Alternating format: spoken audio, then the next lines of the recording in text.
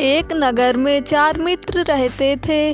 उनमें से 3 बड़े शास्त्र के ज्ञानी थे, दूसरी बुद्धि का ज्ञान थे, चतुर्थ शास्त्र का ज्ञानी नहीं था, मित्रों का ज्ञान था। चारों ने सोचा कि विद्या का लाभ तभी हो सकता है यदि वे चित्रकारी में धन संग्रह करें। इसी विचार से वे विदेश यात्रा को चल पड़े। कुछ दूर के देशों में से सबने कहा, हम चारों विद्वानों में एक विद्या शून्य है, वह केवल शास्त्र में मूर्ख है। धनोपार्जन के लिए और धनिकों की प्राप्ति के लिए विद्या आवश्यक है। विद्या के चमत्कार से ही हम उन्हें प्रभावित कर सकते हैं। असल में हम अपने धन का कोई भी हिस्सा इस विद्या को नहीं देंगे, वह फिर भी घर पर वापस चला जाए।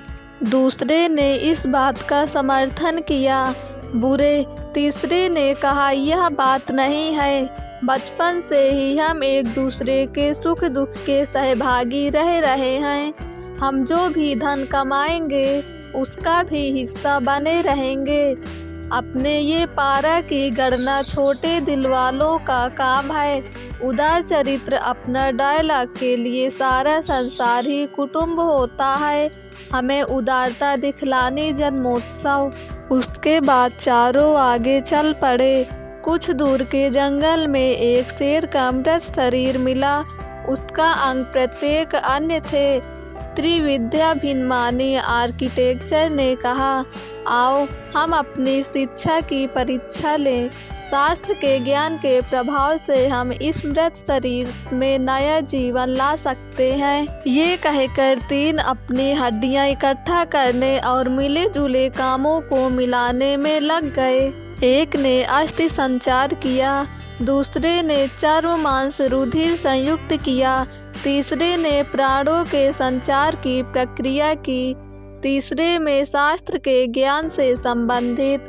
बौद्ध मित्र ने उन्हें सावधान करते हुए कहा, जरा देखो, तुम लोग अपनी विद्या के प्रभाव से शेर को जीवित कर रहे हो। वह जीवित होते ही नक्षत्र स्मारक खा जाएगा।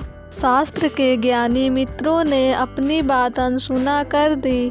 तब वह बुद्धिजीवी बोला, शैतानी तूफान, अपनी विद्या का चमत्कार दिखाना ही है तो दिखाओ, लेकिन एक क्षण रुक जाओ, मैं वृक्ष पर चढ़ जाऊं। वह वृक्ष पर चढ़ गया।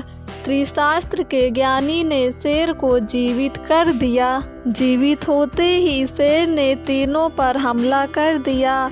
तीनों मारे गए। मूलतः सिद्धांतों में कुशल होना ही नहीं है। लोक व्यवहार को समझे और लोकाचार के अनुसार काम करे कि बुद्धि भी माननीय है। अन्यथा लोकाचारहीन विद्वानों में भी मूर्ख पंडितों की तरह तरह के उपहास के पात्र बने होते हैं। किसी भी विज्ञापन पर विश्वास करने से पहले उसकी जांच कर लेनी चाहिए। दोस्तों, अगर आपको ये कहानी पसंद आई हो तो हमारे YouTube चैनल को सब्सक्राइब करके बेल आइकन को क्लिक कर दें ताकि वीडियो का नोटिफिकेशन सबसे पहले आप तक पहुँचे।